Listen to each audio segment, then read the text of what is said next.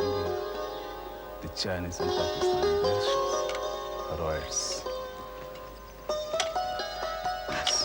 Bombay City Ambulance Corps has rendered its services wherever it's been. डालो। बेटा राम। हाँ जी। मैं मंदिर जा रही हूँ। हाँ। अरे दीदी। जी। कैसे गिर गया?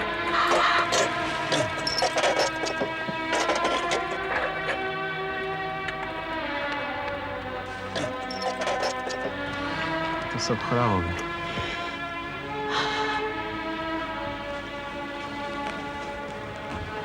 हे भगवान, आज क्या होने जा रहा है? पूजा की थाली का गिरना बहुत अपशकुन माना जाता है।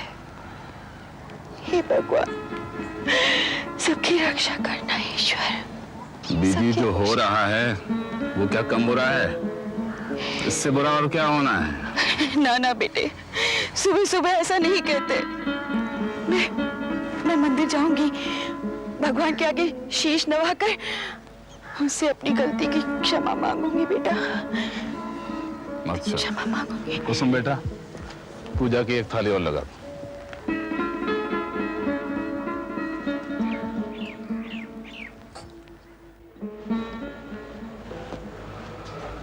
कामेश, अब तुम घर जाओ। जैसे सरिता को होश आएगा मैं आ जाऊंगा ऑफिस। सर ऐसी कोई बात नहीं है, मैं रुक जाता हूँ आज रात में। सर कोई ऐसी बात नहीं, मैं संभाल लूंगा। Thank you very much. Sir madam का ख्याल रखिएगा और Sure. ऑफिस की फिक्र माफ मत करिएगा।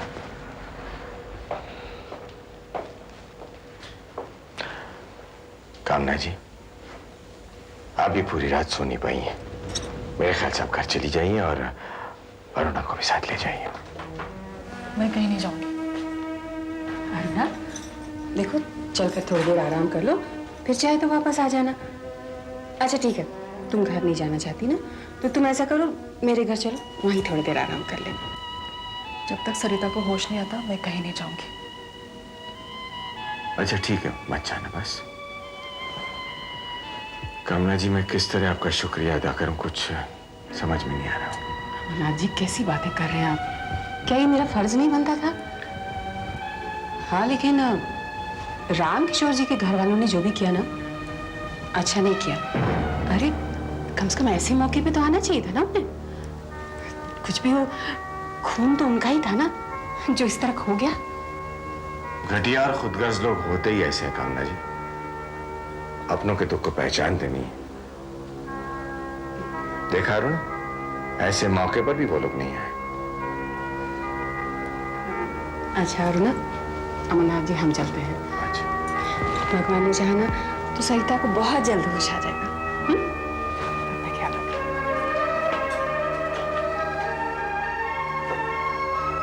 आप बैठ जाओ।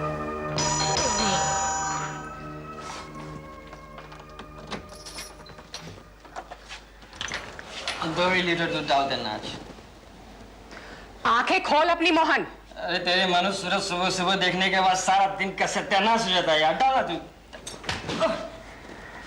सॉरी मेम साहब, मैंने समझा दूध वाला है। आज देख तेरा दिन कितना अच्छा गुजरता है। कहाँ है साहब, किधर है?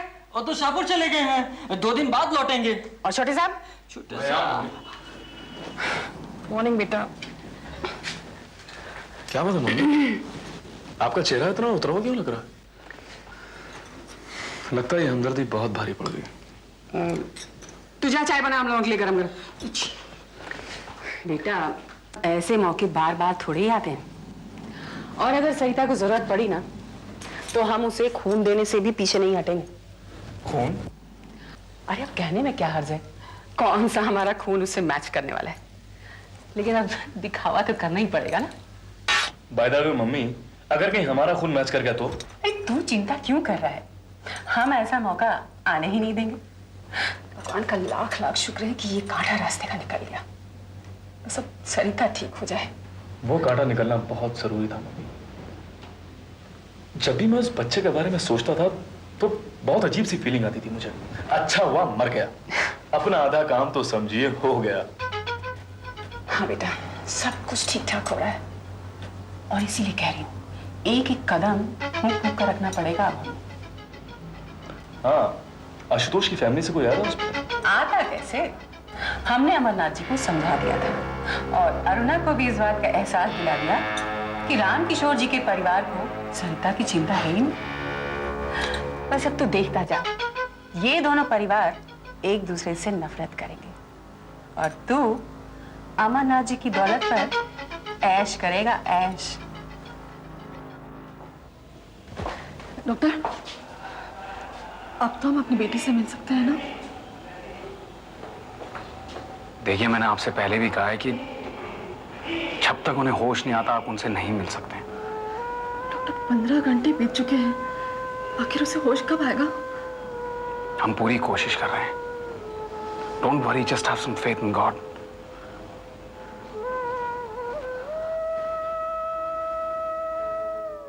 नहीं कुसुम, मेरा मन नहीं मान रहा है बेटा। सरिता के यहाँ ना आने में कोई ना कोई कारण जरूर है।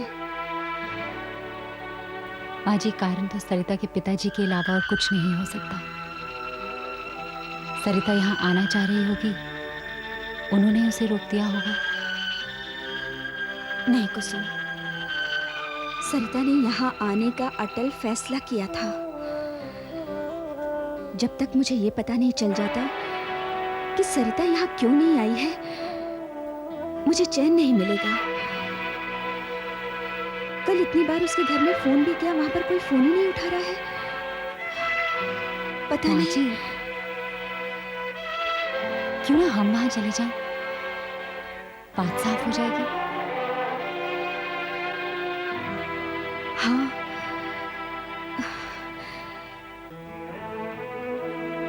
लेकिन तेरे बाबा से कहेंगे तो वो जाने के लिए मना कर देंगे। इनके जाते ही हम लोग चलेंगे। हाँ माँ जी, बाबा को मालूम हो जाएगा तो? मैं उन्हें आने के बाद समझा दूंगी। कम से कम मेरा मन तो शांत हो जाएगा कि आखिर हकीकत क्या है।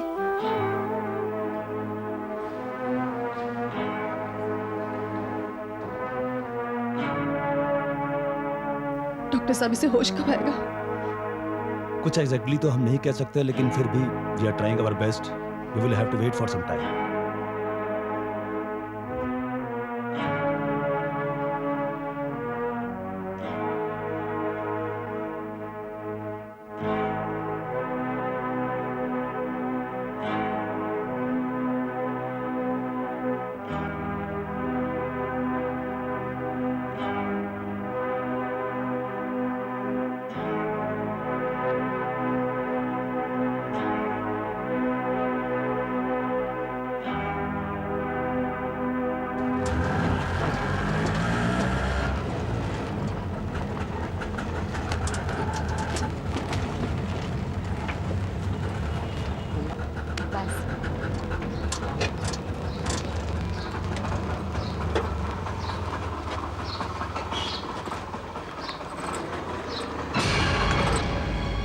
माँ जी, यहाँ तो ताला लगा है। भैया एक मिनट रुकना।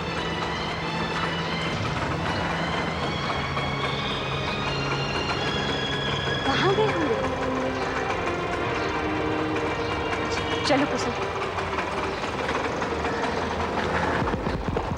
भैया वापस ले लेना।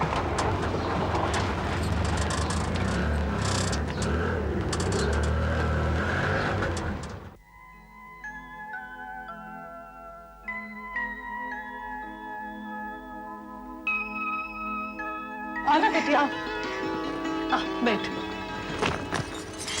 आशुतोष नहीं आया? वो ऑफिस चले गए हैं। उन्होंने कहा कि शाम को साथ ही घर वापस जाएंगे। पापा कहाँ हैं? वो भी ऑफिस गए हैं। अच्छा बता, वहाँ सब लोग कैसे हैं? सब लोग बहुत अच्छे हैं मम्मी। माँ जी मुझे इतना प्यार करती है जितना कि आप, और भाभी मुझे ऐसा ट्रीट करती है जैसे कि मैं उसकी सगी बहन हूँ। और बीजी, नम्रता, पापा सब मेरा इतना ख्याल करते हैं, इतना ख्याल करते हैं कि तभी तो हमारी याद नहीं आई। मम्मी, मैं आपको कैसे भूल सकती हूँ? आज मुझे जो भी खुशी मिली है सब आप ही के कारण। बेटी, तुम्हारे जाने से इतना सन्नाटा छा गया था। 2 दिन रुक जाओ ना यहाँ। वो मम्मी, आशु ने कहा कि शाम को साथ ही घर लौट जाएंगे। तो यहाँ रहने के लिए अब आशुतोष की इजाजत लेनी पड़ेगी। कैसी बात कर रही हैं आप मम्मी? मैं तो मजाक कर रही थी। इतनी सुंदर लग रही है, भगवान करे किसी की नजर ना लगे। बस अब एक ही तमन्ना है, जल्दी से तेरी गोद भर जाए और मैं नानी बन जाऊं।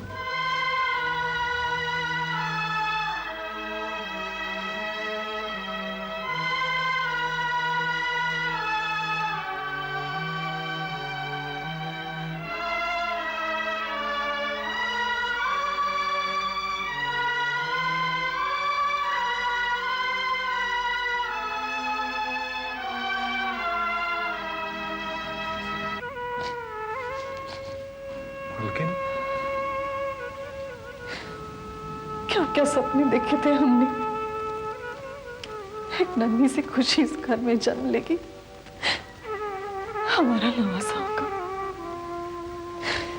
घर में खुशियां होंगी। भगवान ने भी एक आस का दीपक जलाया, वो भी बुझ गया। सारी खुशी और उम्मीदों पर पानी फिर गया। किसी तो नादानी से मुझे ये दिन देखना पड़ा। हम सब भगवान के सामने मजबूर हैं मालकिन, और आप चिंता मत कीजिए, हमारी बेटिया बिल्कुल अच्छी हो जाएगी। कितने घंटे अपनी जिंदगी से लड़ रही है। द्वारका अगर इसे कुछ हो गया ना, मैं भी जिंदा नहीं रहूंगी। कुछ नहीं होगा मालकिन, हमारी बेटिया को कुछ नहीं होगा।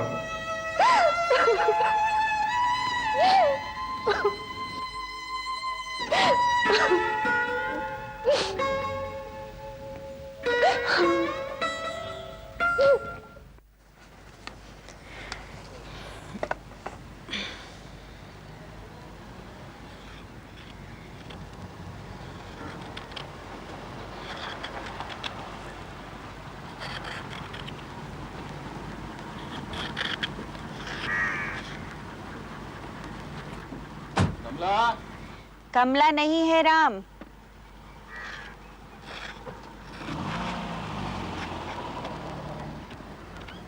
कहाँ गई है कमला? कमला कुसुम के साथ कहीं बाहर गई है।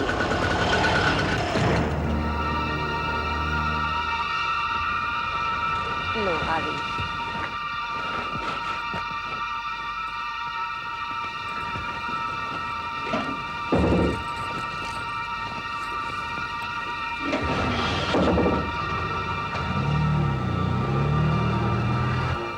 कहाँ गई थी? सरिता के यहाँ। कमला तुम्हें क्या हो गया है? कल रात को भी मैंने तुम्हें इतना समझाया, तुम्हें ना तो मेरी बातों का विश्वास हुआ और ना तुम पर कोई असर हुआ। क्या मिला तुम्हें वहां जाकर? आप मेरी पूरी बात तो सुन ली। क्या सुनूं मैं? यही कि सरिता ने तुम्हें फिर से आने के लिए कह दिया है या फिर ना आने का कारण बता दिया है? तुम सरिता को लेने गई थी, आ गई वो? हाँ? मैं सरिता की नस नस से वाकिफ हो गया हूँ। बाबा हम वहाँ गए थे लेकिन उनके घर पर ताला पड़ा है। तो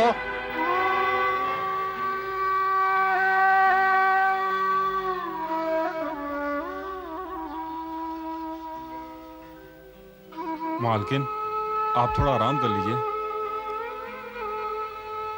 जब तक इसे होश नहीं आता मैं कैसे आराम करूं? माँ, क्या बात है माँ, आप कहाँ गई थी? कुछ नहीं आशु, मैं ऐसे ही अपने काम से गई थी बेटा। अगर कुछ नहीं है तो पापा गुस्सा क्यों हो रहे हैं? हाँ? और माँ मुझे कई दिनों से ऐसा लग रहा है जैसे मुझसे कुछ छुपाया जा रहा है। क्या बात है माँ? कुछ नहीं आशु, भला तुझसे क्या छिपाएंगे बेटा। हाँ, तू ही आजकल इतना बिजी रहने लगा है कि कब आता है कब जाता है पता ही नहीं चलता। नहीं माँ, कुछ तो बात है। आप लोग जरूर मुझसे कुछ छुपा रहे हैं। क्यों भाभी, क्या बात है?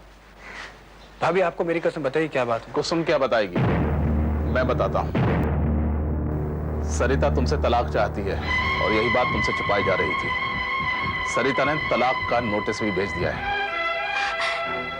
लेकिन आशु बेटा, जल्दबाजी में हमें कोई गलत कदम नहीं उठाना है। आपने ये बात मुझसे क्यों छुपाई? सरिता तलाक चाहती है ना? नहीं तो ठीक है, लाए कागजात लाइए, मैं अभी साइन कर देता हूं। नहीं आशु, नहीं सुनिए, हम बहुत बर्दाश्त कर चुके कमला, अब सहन करना हमारी सीमा के बाहर की बात हो गई है। तो आप क्या समझते हैं कि तलाकनामे पर दस्तखत कर देने से सरिता से हमारा रिश्ता टूट जाएगा? क्या हम अपने खून से, अपने पोते से भी अपना रिश्ता तोड़ देंगे? तुम उसकी फिक्र मत करो, अपने पोते को हासिल करने के लिए मैं सुप्रीम कोर्ट तक लड़ूंगा। हाँ, कानून से आप अपने पोते को तो हासिल कर लेंगे, लेकिन क्या आपका कानून आपकी बहू सरिता को वापस इस घर में ला पाएगा? क्या ऐसा कर लेने से आप आशु की खुशियों को दोबारा लौटा पाएंगे? हरगिज़ नहीं। मैं आप दोनों से एक बात कह देना चाहती हूँ, जब तक मैं खुद सरिता से बात नहीं कर लेती, ना तो आप इस बारे में कुछ सोचेंगे और ना ही आशु तू कोई फैसला करेगा।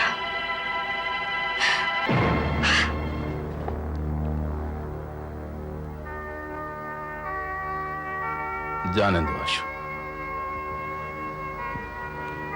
बात करने दो उससे।